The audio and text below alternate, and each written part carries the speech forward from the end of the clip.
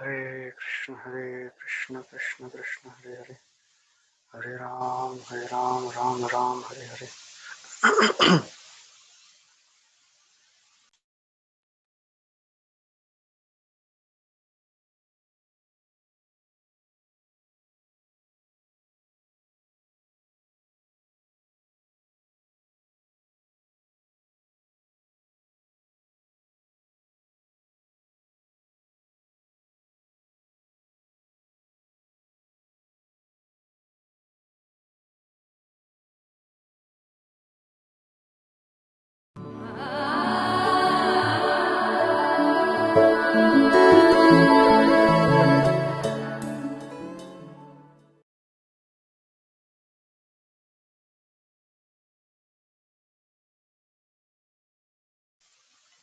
Hare Krishna, welcome everyone to our Mahabharata character series. We'll begin with our prayers. Om Ajnanatimirandhasya Jnananjana Shalakaya Chakshurunmilitam Yena Tasmai Shri Gurave Namaha. Namo Vishnupadaya Krishna Prishtaya Bhutale Srimate Bhaktivedanta Swami Nitinamine Namaste Saraswati Devi Gauravani Pracharine Nirvishesha Shunyavadi Paschatya Deshataruni Jai Shri Krishna Chaitanya Prabhu Nityananda Shri Advaita Gadadhar Shivasali Gaura Bhaktavrinda Hare Krishna Krishna Krishna Hare Hare Hare Rama Rama Rama Hare Hare. Hare Krishna, welcome everyone. We are discussing the wonderful character, life, and teachings of Yudhishthira Maharaj.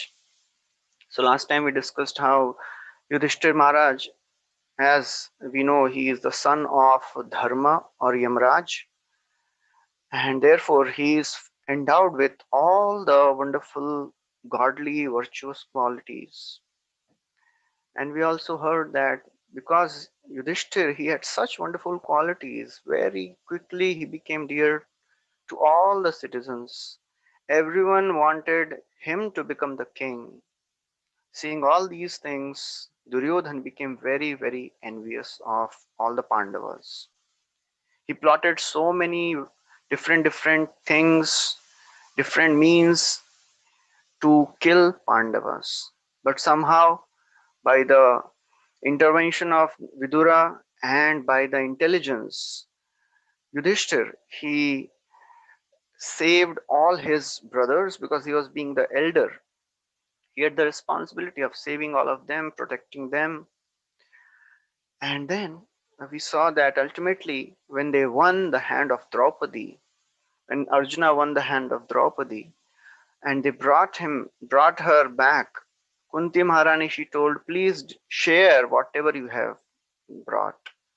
And then Yudhishthir said, because this thought of sharing wife, I think that this is correct because it is coming in my mind. This thought has entered my mind, so it has to be right. That was the conviction of Yudhishthir Maharaj. And of course, later Vyasdev came and he described the whole story, the past life of Draupadi, how he had asked for benediction from Lord Shiva.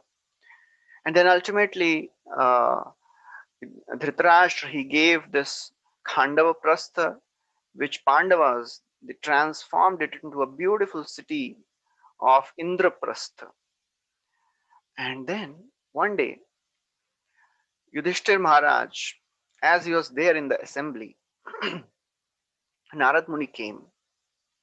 And Narad Muni, he started describing various assemblies in the universe. He described the assembly of Varuna, Indra, Brahma, Yamraj. And while describing the assembly house of Yamraj, he said, oh, your father Pandu is there. And he is living there very happily, but he has a message for you. He said that Pandu has told that you please perform Rajasuya Yagya so that he can continue staying in the uh, assembly house of Yamraj. That was one reason Yudhishthir Maharaj wanted to do this sacrifice. And another reason of this sacrifice was he wanted to glorify Krishna. Yudhishthir Maharaj, he was such a great devotee of the Lord. It is described in Mahabharata and Bhagavatam also. Whatever he would do with one intention of serving Krishna in a better way, to bring all the citizens close to God. Bhagavatam describes that this Yudhishthir Maharaj, he was such a saintly king. All he would think was how he could serve Krishna better. Apipala dharma raja pitrivat ranjayan praja nisprihas sarva kamebhyo Krishna padanu sevaya. It is described in Bhagavatam that Yudhishthir Maharaj, he was Dharmaraj. He was maintaining the citizens just like his own children. Pitrivat, just like father takes care of the children, Yudhishthir, he was taking care of all the citizens. Personally, he had no desires, no material desires. Nispriha. Spriha means desires. Yudhishthir had no material desires. He was completely spiritual in his thoughts. Mukunda Manaso Dvija. He was always thinking about Lord Mukunda. Apipala Dharmaraja Pitrivat Ranjayan Praja Nisprihas Sarva Kamebhyo Krishna Padanu Sevaya. How one can become free from material allurements in this world? The material allurements, they are the cause of anxieties. The more we get attracted to the things of the world, the more we want them. The more we want them, more we have to endeavor to get them. And the result is unlimited trouble, unlimited misery. It is described that any endeavor you do in this world to get money, it is imbued with four things. Either you want to get money, you want to increase money, you want to protect money, or even if you want to spend money, you experience four things: unlimited endeavor, ayasha, ayash means endeavor, tras, misery, chinta, anxiety, brahma, illusion. These four things have to come. अर्थस्य साधने सिद्धे उत्कर्षे रक्षणे व्यये नाशोपभोग आयासस्त्रासश्चिंता Brahmo नृणाम. In anything related to money, a person experiences these four things: intense endeavor, anxiety, suffering, and illusion. So Yudhishthir Maharaj, because he was free from any personal interests, he was completely absorbed in serving Krishna. Krishna Padanu Sevaya. He was absorbed in serving Krishna. That is the way we can be satisfied and peaceful. Being a spiritualist, being a Krishna conscious person does not mean that we have no ambitions. Yudhishthir, as we'll see, he wanted to do such a huge sacrifice. He was extremely ambitious. He wanted to become the king of the whole world. That is what Rajasuya Yagya means. Every king should surrender to you. He was very ambitious. But why he wanted to do this yagya, that is very important. And this is very, very significant for every one of us. Because many times people think, oh, coming to spiritual life means you have to give up all your desires, all your ambitions, just be satisfied with simple things. But Yudhishthir Maharaj, by his personal example, is showing that you can be ambitious, but for what? That is important. Your intentions are more important than external actions. Externally, a spiritualist, a devotee may be doing the same thing which a outsider, a person who is absorbed in material sense gratification is doing, but the intention may be poles apart. As we can see in the case of Yudhishthir Maharaj, He was such a great king and he wanted to become the emperor of the whole world. And in fact, he became the emperor of whole world. But his only intention was he wanted to glorify Krishna. He was so very famous. Kim te kama surasparha mukunda manusodvija adi jaharur mudam ragya shudhitasya yathetare. Even devatas would envy the glory of Yudhishthir. He was unparalleled king. He had such wealth, such glory, such fame that even devatas would envy the wealth of Yudhishthir. That's how famous, that's how glorious he was. But personally, he was Mukunda Manasa Dvija. He was absorbed in Mukunda, Lord Krishna. And that's how he could maintain perfect uh, peace and calm of the mind. He was absorbed in the principles of religion because he was having Krishna in his mind always. That is a secret to always be on the path of virtue. Even if somebody becomes wealthy, billionaire, or million, or whatever, but if he is absorbed in spirituality, he is absorbed in devotion, then he'll never distract from the path of virtue. So Yudhishthir Maharaj, with these thoughts, he wanted to glorify Krishna. So with these thoughts, he wanted to do this Rajasuya Yajna. And at the same time, as Yudhishthir was thinking to do this Rajasuya Yajna, a messenger came. This messenger was coming from the kings who were imprisoned by Jarasandh. Jarasandh, he was a very, very powerful personality. And he had arrested thousands of kings and he wanted to sacrifice them to become more and more powerful. So secretly, these kings they sent a messenger to help to seeking help. So Yudhishthir, with the thought of doing Rajasuya Yajna, he had gone to Krishna in Dwarka. At the same time, a messenger from these kings came to give message to Krishna. So Uddhava, he was asked by Krishna, "Oh Krishna, now these two things have come. Yudhishthir is inviting me for this Rajasuya Yajna, and these kings they have sent this message asking for help. What should I do?" Just this is very interesting. Krishna, who is all knowing, all intelligent, all powerful, he is asking Uddhava what he should do. Why he is doing so? Because Krishna always wants to give glory to his devotees. He never likes to take glory. He likes to give all the fame, all the glory to his devotees. Although devotees do not like it.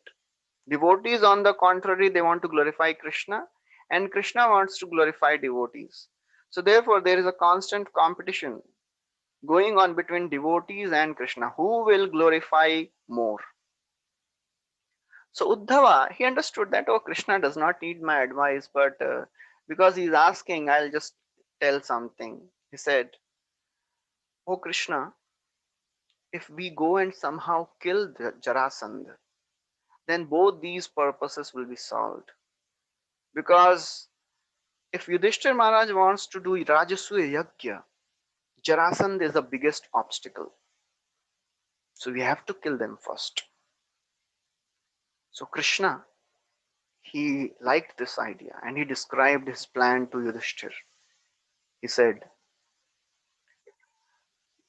he told Yudhishthir that myself, along with Arjuna and Bhima, will go in the disguise of Brahmanas and will ask Jarasandh the charity of fighting. Jarasandh, although he was a very, very sinful and irreligious king, but interestingly, he was devoted to Brahmanas. He would give lots of charity to Brahmanas because he knew that if Brahmanas are pleased, then I'll get power. So for sure, first of all, Yudhishthira did not like this idea. He said, "Oh Krishna, oh Keshava, I don't want to risk the lives of my brothers. I don't want to risk your life. I don't want to do this Rajasuya Yajna. Just forget this altogether." But Krishna said, "Don't worry, oh Yudhishthira. We will definitely be able to kill Jarasandha." And Bhima and Arjuna also convinced him. And ultimately, the long story is there how they went, and then ultimately Bhima killed Jarasandha. Then Yudhishthir Maharaj sent his four brothers, Bhima, Arjuna, Nakul, and Sahadev, in all the four directions to conquer all the four directions. Arjuna, he was sent to north. So Arjuna went to north, and then he fought with the king called Bhagadatta. Then he went, and there was a kingdom of Shishupal. Shishupal, interestingly, although he was envious of Krishna, but he accepted this proposal of Yudhishthir Maharaj. He offered his tributes. He accepted the emperorship of Yudhishthir. Then Arjuna went further till north, and then he went till higher realms. And then ultimately he came back conquering everyone. Then Arjuna, as he returned, so Yudhishthir, he was waiting for other. So Bhima, he was sent to east. In the eastern direction, Bhima, he fought with many kings. There was a king of Matsya Desh, and he defeated all of them. And then there was a kingdom of Karna, Anga. Bhima, although Karna, he put a very fierce fight, but Bhima overpowered him. He defeated him. So interestingly, Bhima, Karna was defeated by Arjuna also many times, and in this instance, Karna was defeated by Bhima also. He also came back. Nakula, he went to the west, and there also he defeated so many kings, the tribes were there. He also came back. And then Sahadeva, he went to south. There he had to fight with the famous monkeys from Ramayana, Mainda and Dvivida. They were very, very powerful monkeys, but he defeated them. Then he went to further south, and there was a king of Mahishmati. This king, he was a great devotee of Surya Dev, uh, Agni Dev. And this king had married his daughter to Agni. So Agni, fire god, he was always there in the kingdom of Mahishmati protecting this kingdom. So when Sahadev, he started attacking, he almost overpowered the entire army, but suddenly he saw that there is a fire, and this fire started burning all the soldiers of Sahadev. And then ultimately he realized that, oh, this is Agni Dev. So he prayed to Agni Dev, oh Agni Dev, please don't create obstacles. We want to establish the supremacy of Yudhishthir Maharaj. He's such a great king. He's such a devoted king. He's a great devotee of Lord Krishna. So, and we want to establish his supremacy. So please don't create obstacles.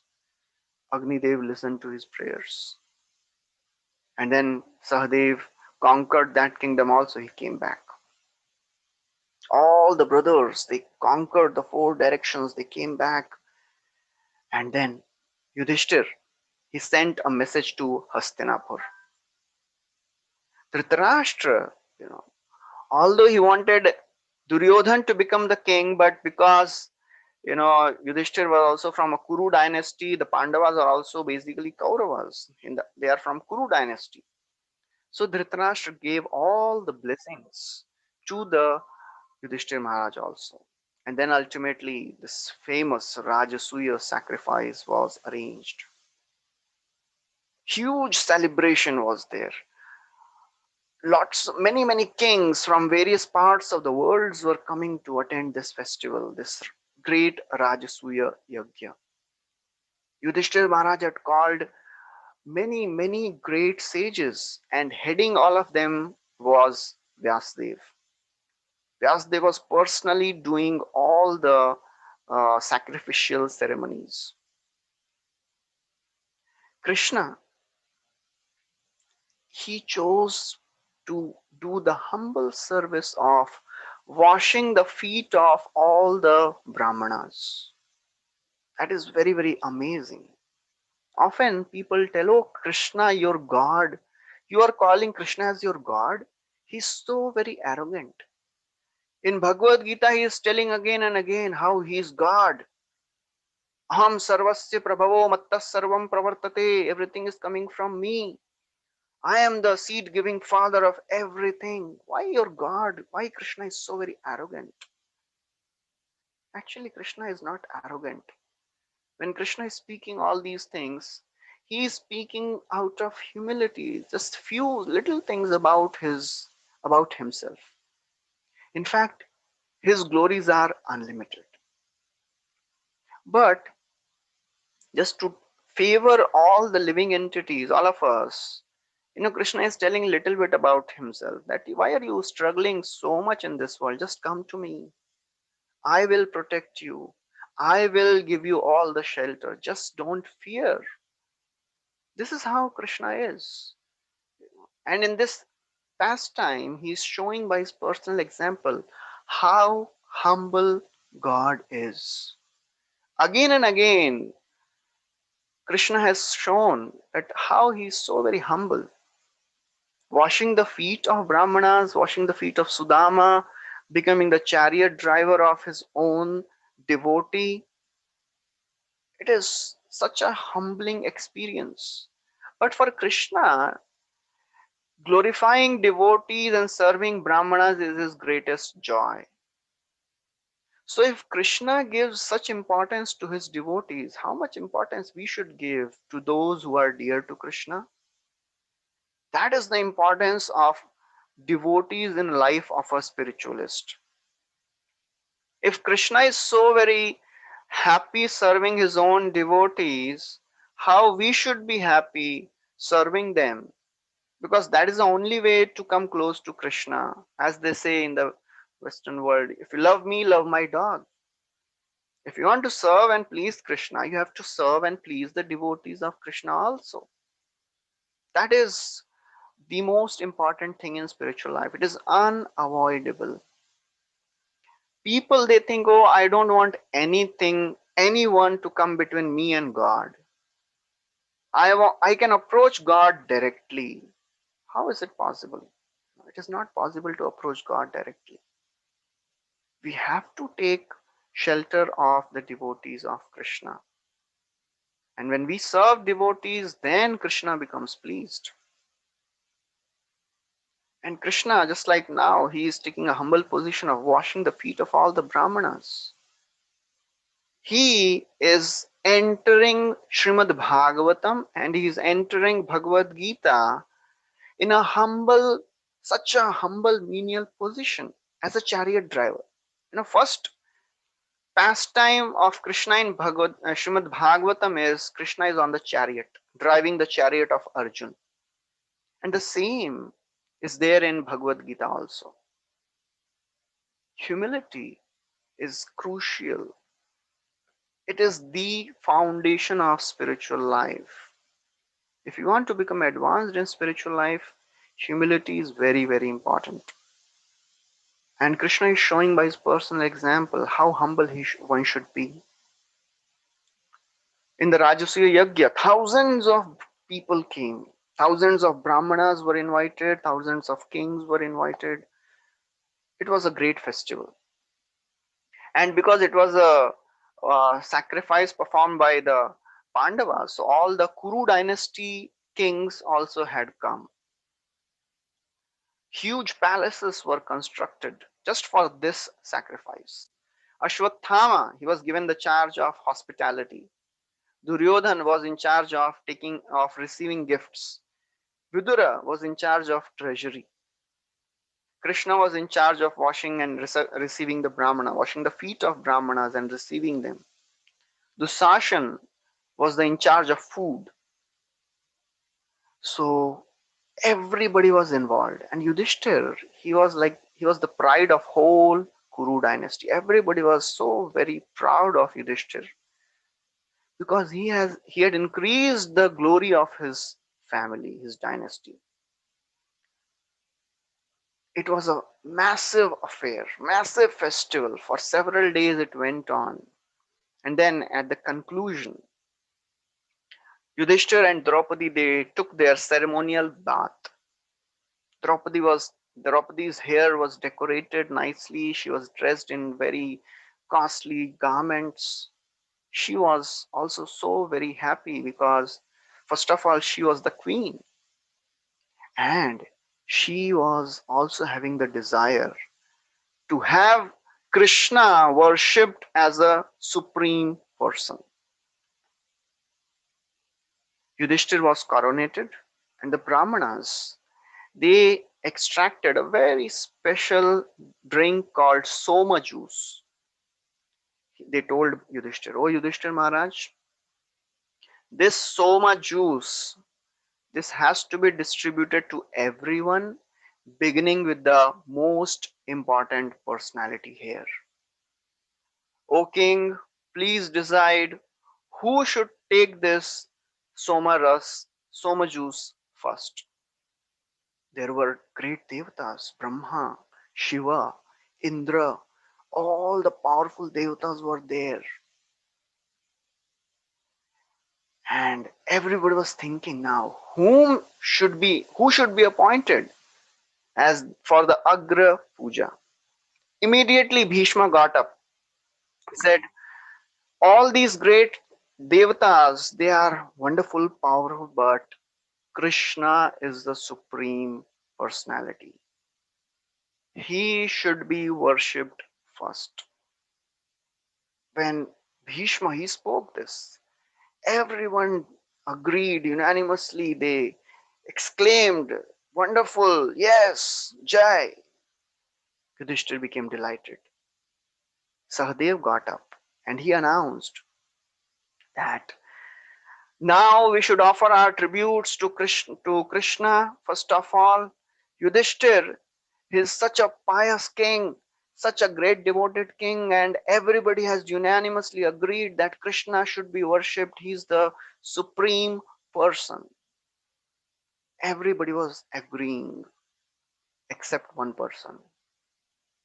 There were few kings, but one person was really foaming with anger. That was Shishupal. He could not tolerate the praise of Krishna. He immediately got up. With a loud voice, he said, "We came here to offer tributes to Yudhishthir Maharaj, thinking that he is a great king, but now we have understood that he is a fool. He has decided to offer this Agra Puja to a person whose status is not known. Nobody knows who is he. Is he a king? Is he a Vaishya? Is he a Kshatriya? Nobody knows. He's a coward. He ran away from the battlefield. He is taking shelter of ocean." Shishupal started blaspheming Krishna again, very strong words. Bhishma, he defended Krishna. But Shishupal, he started chastising Bhishma. He said, "Oh Bhishma, you are also fool. You are taking a vow of celibacy because you are important and you want to, hide that." Bhima, he became enraged and he was about to pounce on Shishupal to kill him. Bhishma somehow pacified. Shishupal had took out his sword. Everybody was shocked.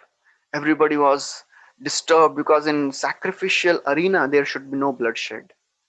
Otherwise the whole sacrifice would be, destroyed. Yudhishthir, he was worried. Then ultimately, Shishupal, he became so insane,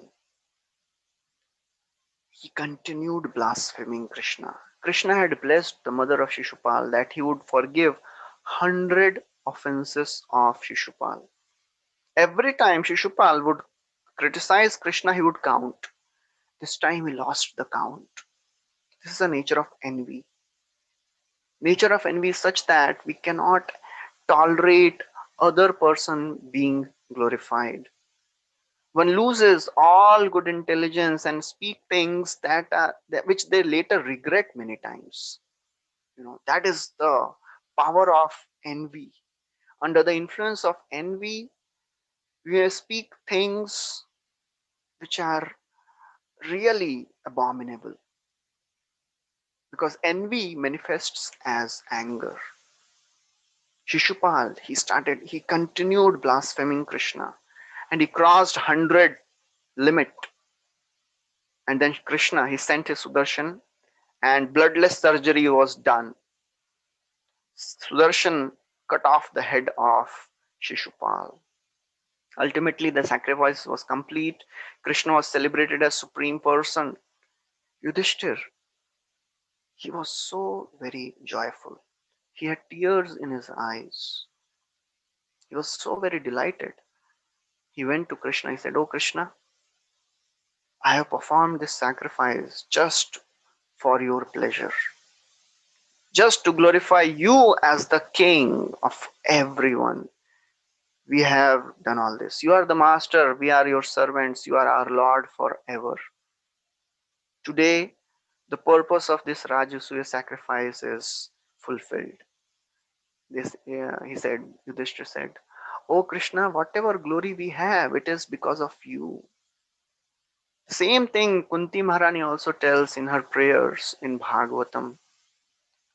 She's saying, as Krishna is going back, and after this whole war is over, Krishna is going back to Dwarka. Kunti Maharani, she comes and she tells, "Oh Krishna, why are you going? So far, our kingdom has become rich, prosperous, because you are there.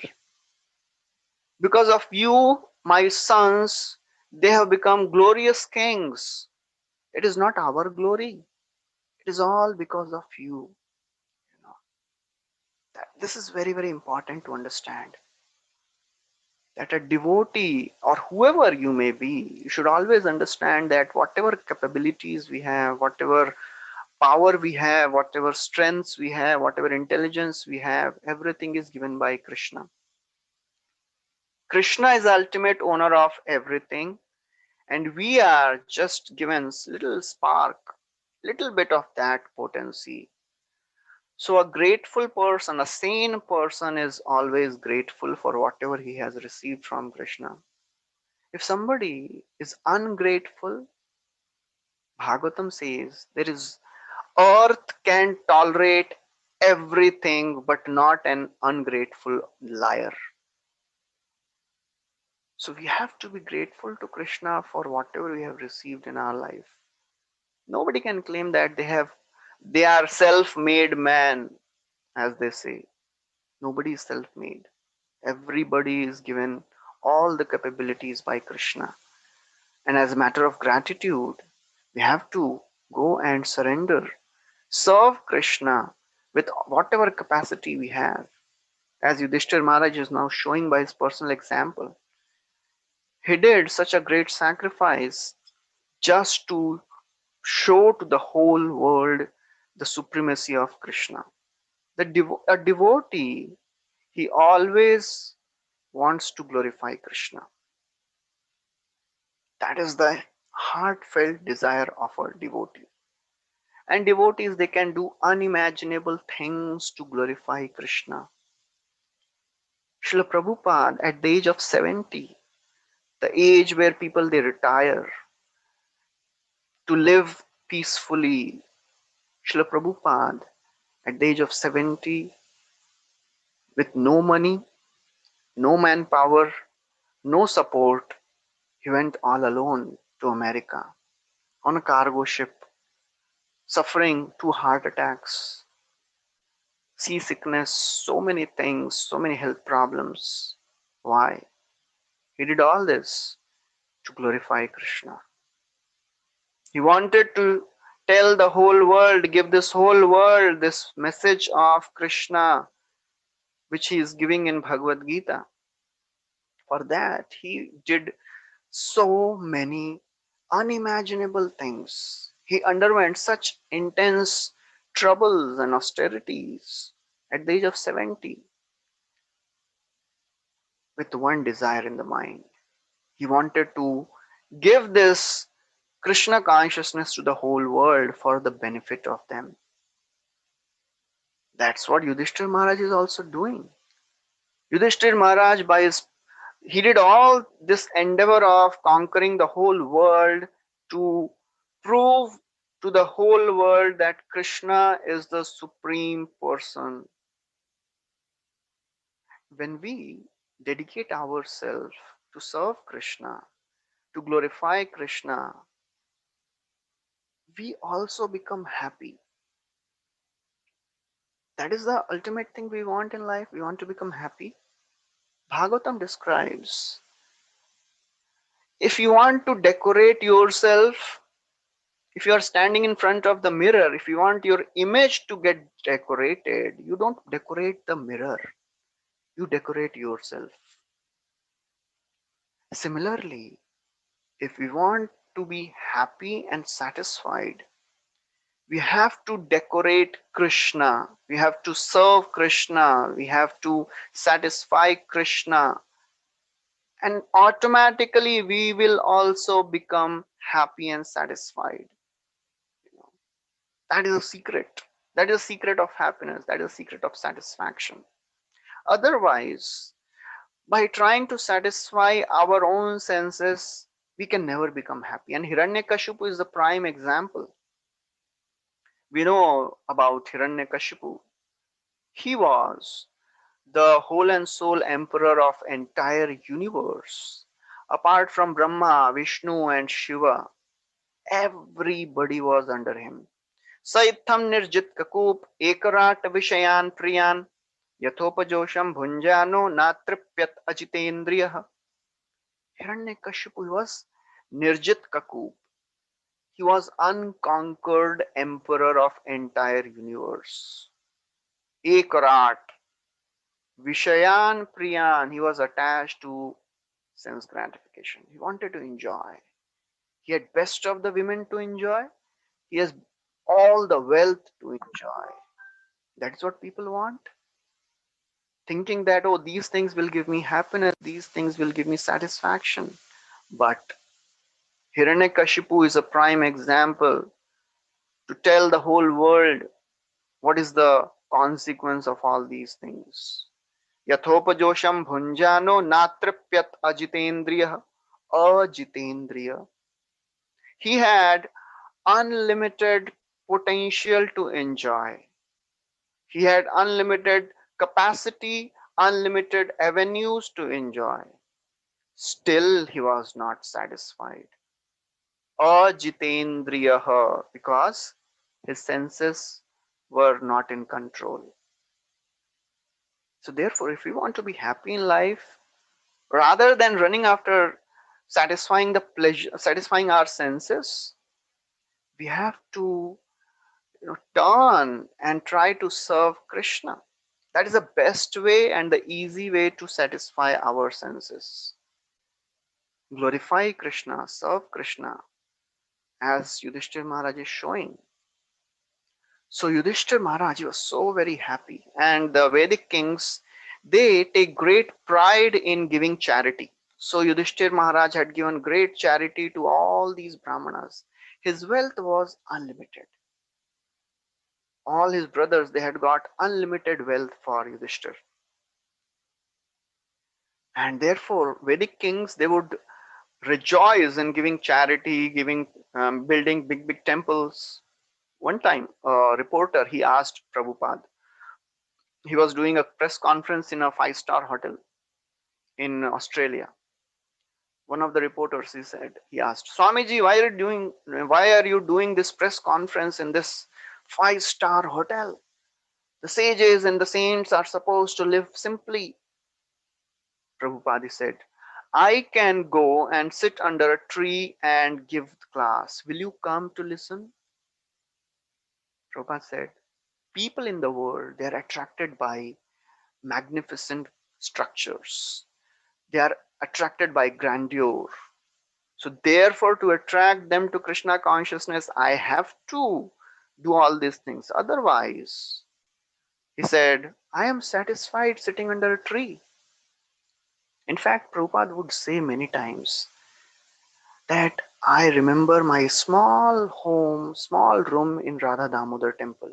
When Srila Prabhupada was staying in Vrindavan, he was staying in Radha Damodar temple. He had a small room, maybe 10 by 10 feet. Prabhupada would always remember that room. The devotee is not attached to the glamour and the opulence of the world. He is attracted to serving Krishna. That's why the kings, they would make big temples. So Yudhishthir Maharaj, in this way, he brought dharmic administration all over the world, established the supremacy of Krishna, and declared to the whole world how Krishna is the supreme person. Krishna, now Yudhishthir Maharaj was meeting Krishna. So Krishna and Yudhishthir, he was crying out of love for Krishna. Krishna, seeing the tears in the eyes of Yudhishthir, he said, O king, you are rightly crowned as a emperor, and I am always your servant. Very interesting. Krishna, because Yudhishthir is elder than Krishna in age, so Krishna would always treat Yudhishthir as a elder, and Krishna would behave as a subordinate. So Krishna told, I am always your servant. Then Yudhishthir Maharaj went to Vyasdev to offer his gratitude. Vyasdev, he told, O Yudhishthir, you have attained great merits by doing this Rajasuya sacrifice. You have established the supremacy of Krishna. You have established dharmic administration all over the world. But let me tell you one thing. After 13 years, there will be a war. And in this war, the Kshatriyas of the world will be destroyed. Saying this, Vyasdev left. Yudhishthir, when he heard this, he became extremely grave. All his joy was gone. He started contemplating how to avoid this. He took a vow. This is a very significant thing because this vow will change the future of Yudhishthir Maharaj. He said, to avoid any unfortunate thing, I take a vow to avoid any type of conflict. I will avoid any possible cause of conflict. He says, often the conflicts are caused because of the harsh words. So I take a vow. I will never speak any harsh word to anyone.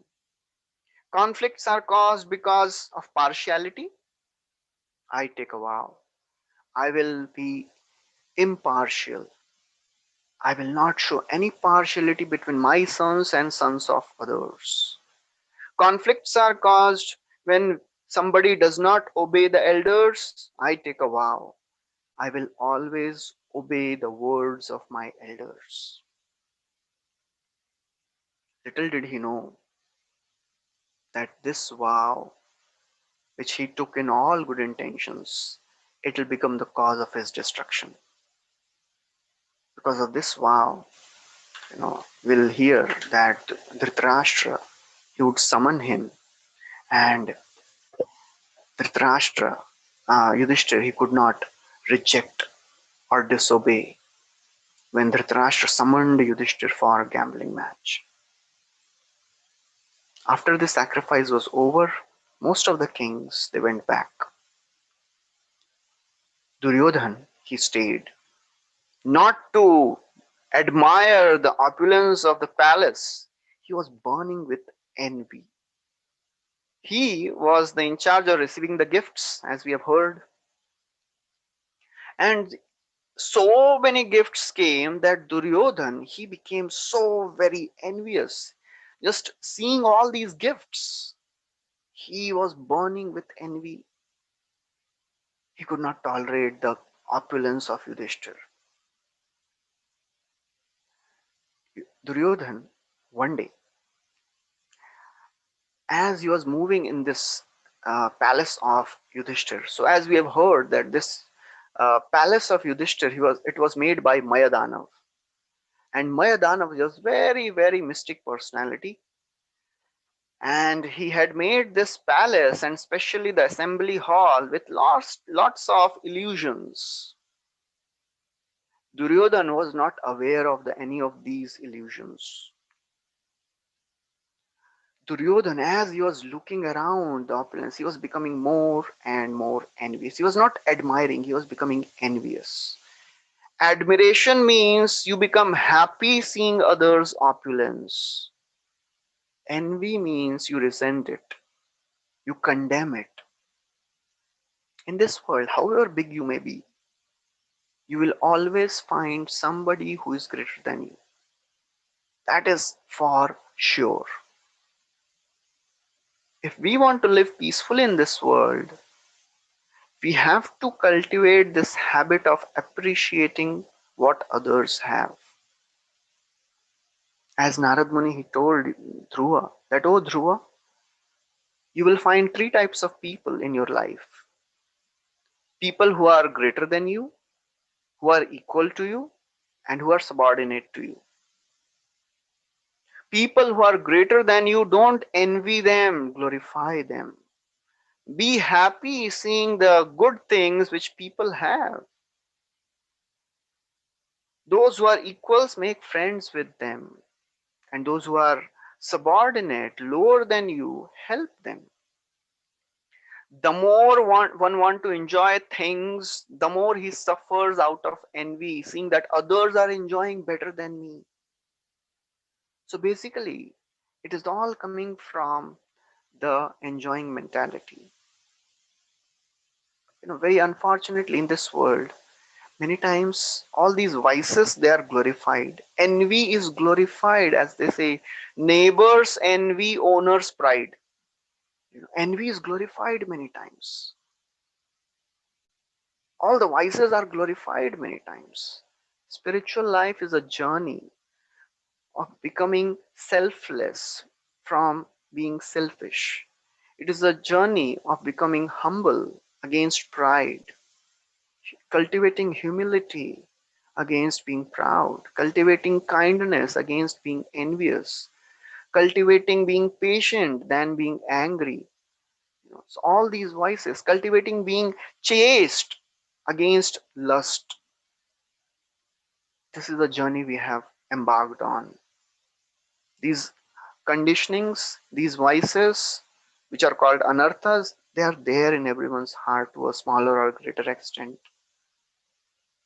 This is a journey of getting purified of all these vices, all these unwanted things. Yudhishthir, he was completely materialistic. And materialistic people, they want wealth and women to enjoy. And he saw that Yudhishthir, he had the greatest of the wealths and most beautiful of all the women, Draupadi, as his wife.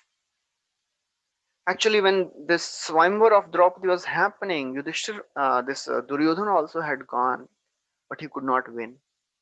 He was always envious of Pandavas for having Draupadi. And his anger and envy increased day by day as he was moving around in the palace. One day, as this Duryodhana was walking, there was a still water. He did not realize. He thought that, oh, it is a same flat floor. He walked right into it, fell, and became completely wet. It was a little funny situation. So, out of natural instinct, people who were around, they started laughing, and Pandavas were there, Draupadi was there, started laughing at, because it was a humorous situation. Duryodhan, he did not take it in a light way. He became very angry. Immediately Yudhishthir Maharaj came to help Duryodhan. He brought a dry towel and gave Duryodhan and just tried to pacify him, but his anger could not be pacified. Another time, as he was walking, there was a wall, but he did not realize. He banged himself, banged his head. Nakul and Sahadev came running to help Duryodhan.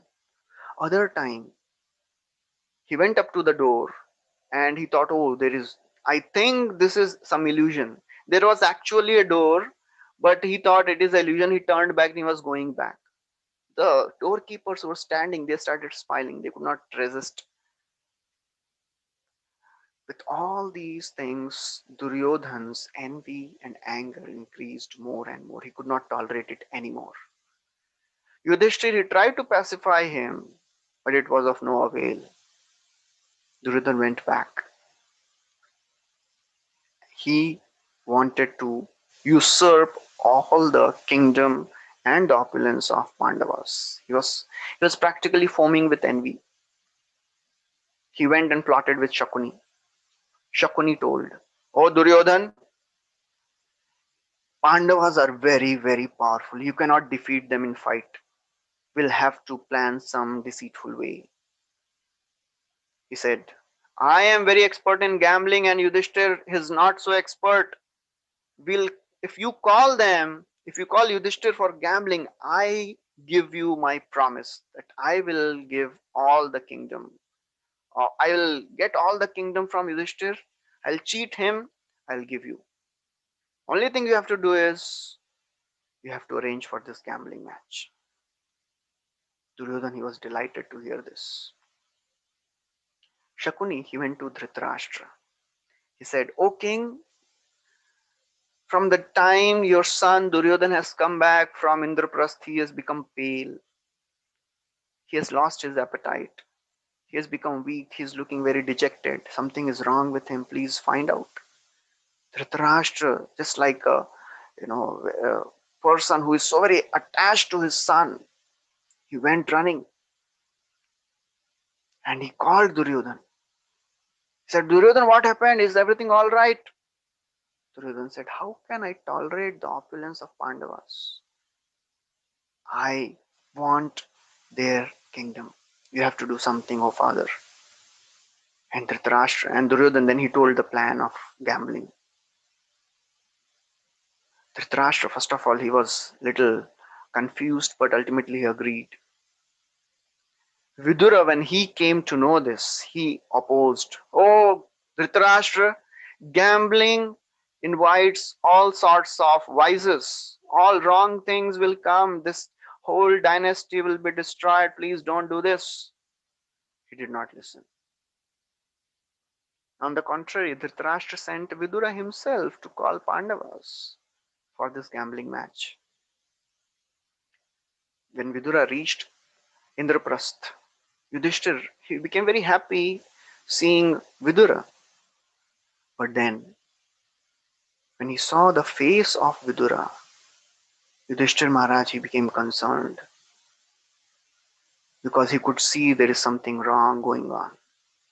And then Vidura, he explained everything. When Yudhishthir Maharaj, he heard this, he became very concerned. He said, "Gambling is the cause of fighting. I don't want to gamble. But if King Dhritarashtra has called, how can I refuse? I know that gambling cannot bring any good for anybody, but I have taken a vow to follow my elders. How can I refuse?" So he was left with no option. That same vow which he took in right intentions, now it became the cause of destruction. It's the beginning of the destruction of the Pandavas in terms of losing their everything. Ultimately, next day morning, Yudhishthir and all the Pandavas, along with Draupadi, they went to Hastinapur. A huge palace was erected, you know, just for this gambling match. It was a event. It was a magnificent festival. All the kings from various countries had come to see this. because everybody knew there is something wrong which is going to happen. It is going to be a life turning thing. Everybody had come, they were anxious to see what was going to happen. So next day morning, Yudhishthira Maharaj, he came along with all the Pandavas in this assembly. Shakuni, he became very, very happy. He had a malicious look on his face. He came and told, oh Yudhishthir, welcome. You have come for the gambling match. It is so very nice that you have accepted our proposal. Yudhishthir, first of all, he tried to avoid this gambling match. What he said, that we'll see next time. We'll stop here. Thank you very much. Hare Krishna. Thank you very much, Prabhuji. Uh, uh, Hearing about Yudhishthir Maharaj sometimes is very little confusing because he did everything right in his life as per his understanding and even understanding dharmically speaking. But I think there was not a problem which he did not face in his life. Almost. So, Prabhuji, Priya Mataji is asking a question. Prabhuji, can you please explain with examples how envy surfaces in daily life? Yeah, see, basically, if we are not very deeply rooted in our spiritual values, then anything which we see anybody having, which we don't have, that creates envy in the heart. And when that envy transforms into action, it becomes jealousy or anger.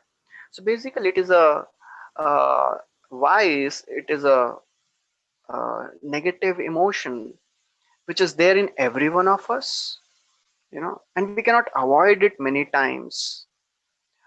But what we can do is, what is our response to that emotion? Envy is natural in our conditioned state. We cannot avoid it unless we become purified. We come to the level of pure devotees. We cannot avoid envy many times. But what we do after that emotion comes in our mind, that is very, very important. You know, and that is what the spiritual life teaches us. That is what these scriptures they teach us by showing the example of various great saints and great devotees, how to deal with these envy. Otherwise, anything you see in the world, others having which we don't have, I remember advertisement of a washing powder. One lady is saying to other, oh uski sari meri sari se safed kaise. so so anything, anything which you see others having which we don't have, because we think, oh, this person will become more famous, this person will become more uh, known, glorious, and I will be put aside, I will not be able to come in front. That is the beginning, that is the seed of envy, that is the root cause of envy, that we want to prove ourselves to be the supreme controllers, supreme, everything best, that only Krishna can have. So therefore this envy is natural in our conditioned state. But when this envious feeling comes, what we do, what we should do, first of all we have to pray to Krishna that, oh Krishna, please, this feeling, this envy which has come in my mind, this is not conducive for my spiritual practices. So please give me intelligence so that I can overcome this envy. I can, deal with this situation in a right way. So that is the beginning prayer which we can make to Krishna when we get these feelings of envy in our mind, in our heart. And secondly, what we have to do is we have to consciously, have some uh, points of action ready. Whenever such thoughts come in mind, We have to be something's ready. Okay, if this envy comes in my mind, what I'm going to do? We should not plan at that moment. As they say, if the house is on fire, you don't dig well, right? We have to do the arrangement prior. So we have to have some prayers, some of our convictions written, so that as soon as these feelings they come, we may revise them, we may remember them, we may pray our offer our prayers. That will subdue these feelings. That is what is expected from a aspirant, spiritual aspirant. We cannot expect that, oh, these feelings should not come, they will come. The feelings of lust, anger, greed, envy, pride, all these things will come. But we should have our plan of action ready. How I will handle all these emotions, how I will handle these vices. So, and if that is our consistent approach, then Krishna recognizes, oh, this person is really working hard to overcome these voices. Let me help him. That is called Dadami Buddhi Yogam. As Krishna says in Bhagavad Gita, Tesham Satata Yuktanam Bhajatam Priti Purvakam Dadami Buddhi Yogam Tam. So if Krishna sees our constant struggle to overcome these vices, then Krishna gives the intelligence. Krishna gives his mercy. And when the mercy is achieved, the things become very easy. Currently, to overcome envy may not be easy. Overcoming anger, lust may not be easy. But the more we struggle, the more we show to Krishna that, oh Krishna, I want to overcome these things. I want to come close to you. I want to serve you properly. It is not a 1 day job or 1 month. It may take a long time. But we don't have to give up. We have to have that patience, enthusiasm, and determination. Utsaha, Nishchay, and Dhairya. We have to ultimately show to Krishna that I want it. I want to come out of this envy. I want to overcome these vices, these anarthas. And for sure, Krishna will help. Krishna will show mercy. Okay. Thank you, Prabhuji. Hare Krishna. There are more questions. So, Priya Mataji is asking why vows taken in good faith and good intention and selflessly didn't go well. What is the lesson there for us in this? See, this story of Yudhishthira Maharaj tells us that whatever you may try, things will not go the way we want many times. In those situations, we should not blame God. In those situations, we should keep, you should have our faith very strong, not blaming, oh Krishna, why this is happening to me. As we'll see in this next class, that Yudhishthir, all the while, he kept praying to Krishna for help, even while he was gambling. Although he was doing, uh, engaging in this gambling, but still, because a devotee is, his only shelter is Krishna. He never blames Krishna, even if we do all things right. But many times things will not go. And we have to understand that it is not Krishna who is putting all these difficulties in my life. It is my own actions which I have performed in the last life. That's how they are coming to me now in this way. I must have done something. That's why I'm not able to succeed in this way, in this action. So, therefore, our thought process should be very clear. Whenever things don't go the way we want, we should always have intense faith in the uh, actions of Krishna, in the intentions of Krishna. Krishna's intention is always to bring us close to Him. How that will happen? That is many times inconceivable. He may not work the way we want. Many times we believe in the omnipotence of Krishna. Omnipotence means the all powerful nature of Krishna, but we don't believe in the omniscience of Krishna. Omniscience means all knowing nature of Krishna. We go and tell Krishna, oh Krishna, I want this, this, this. I have my plans ready. You don't have to think, you just do the way I want. You know, you can fulfill my desires. I have the plan ready. So therefore, Krishna does not work that way.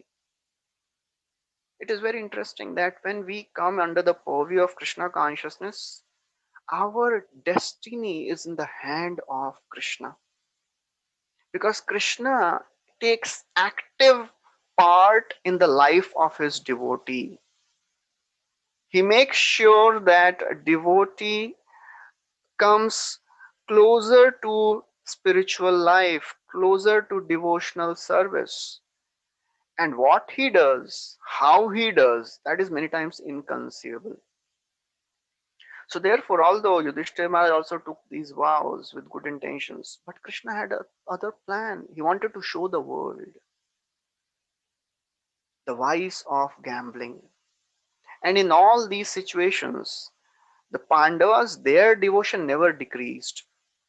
Although Draupadi was, thoroughly insulted, she never criticized Krishna. She questioned Krishna, but she never criticized Krishna. That is what these Pandavas and Draupadi, they are showing by their personal example. In all the situations of life, whether the things are going according to my way or not, I will not give up faith in Krishna. Krishna is my Lord always. You know, as Chaitanya Mahaprabhu, he speaks in his Shikshashtakam prayers, Ashlishyava padaratam pinashtumam adarshanan maramhatam karotuva yatha tathava vidhatu lampato mat prananathastu same mat prananathastu. So Krishna Chaitanya Mahaprabhu saying, oh my Lord, I am your servant always. Either you embrace me, love me, or even if you kick me. Although Krishna will never do that, but he's saying like that. You may treat me whatever way you want. I will never leave your feet. That is what is shown by Pandavas in this incident. They never blamed Krishna. And that is the mood we have to cultivate. It is not a small thing, it is a very high thing. It is many times unimaginable. But at least these are the ideals which are there in front of us to follow. Okay. Thank you, Prabhuji. There Thank is you very much. Prabhuji, there's one more question. yeah, yeah. If you have time, can I take it up?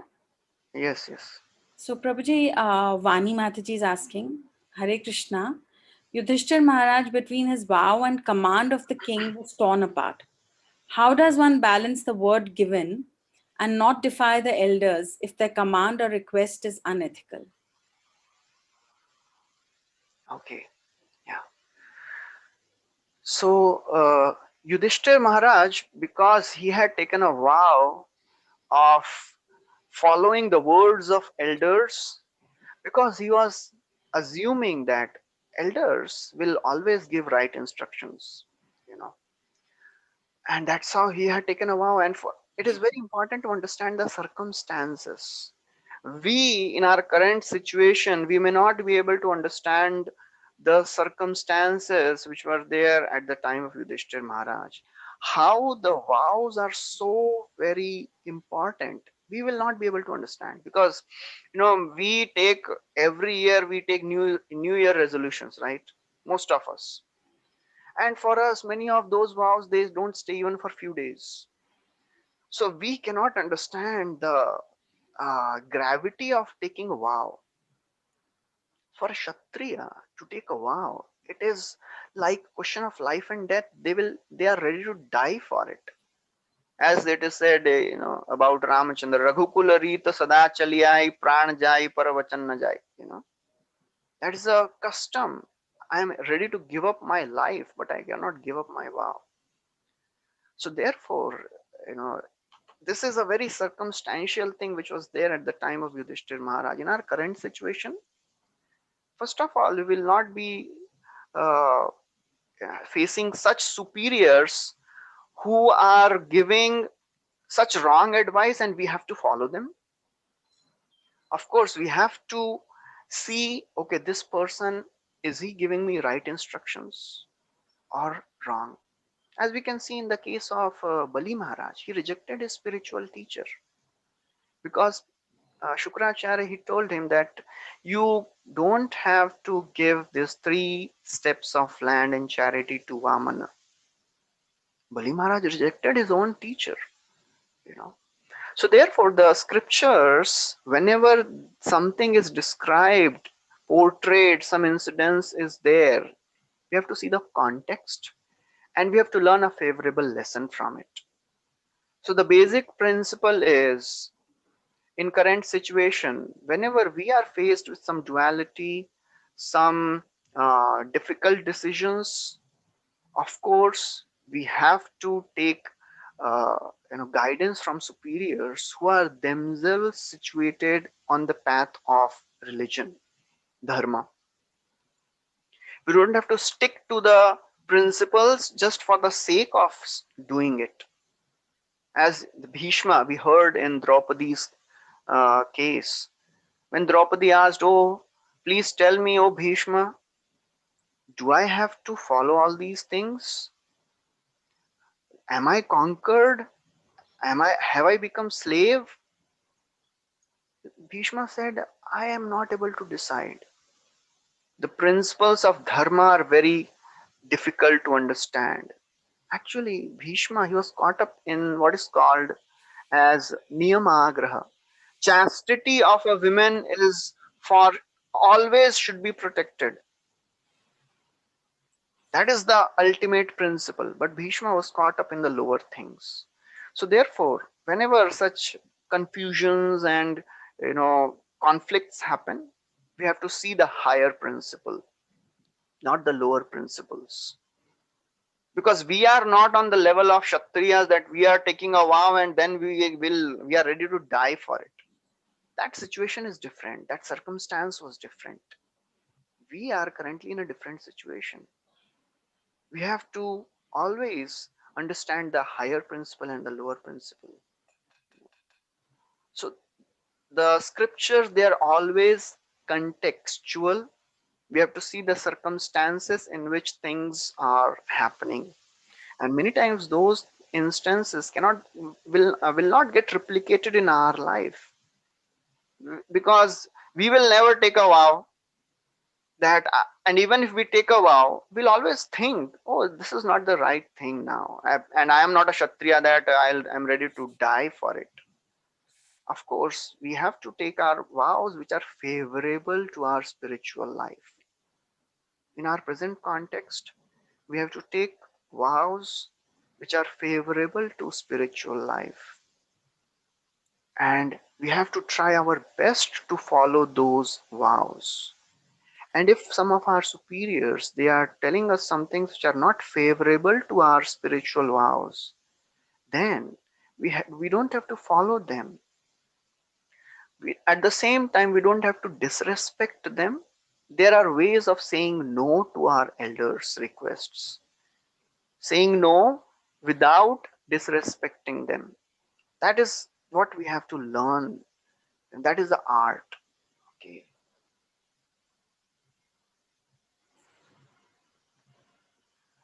Any other question?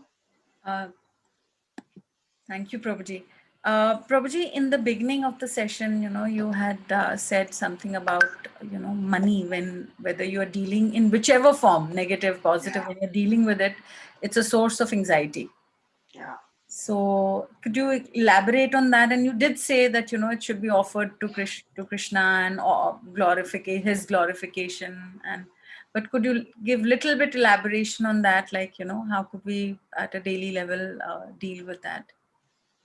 Okay. Yeah. So basically, what the scriptures, they always say that when we are using money, we have to be really careful.